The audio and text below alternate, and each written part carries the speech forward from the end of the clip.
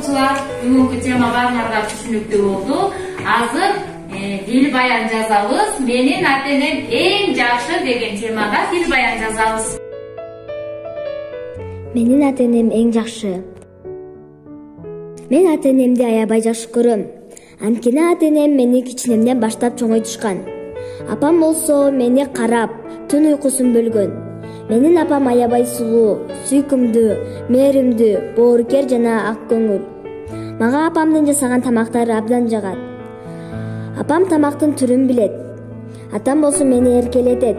Мага жамок китептерди окуп берип, мени менен чогуу ойнойт. Атам экөөбүз көп убакыт өткөрөбүз.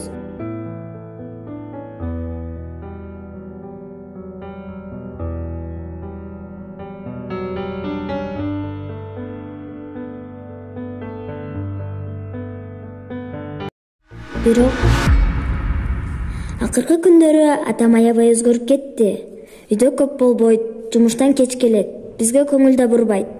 Менин кааларым ата-энем менен дайыма бирге болгум келет.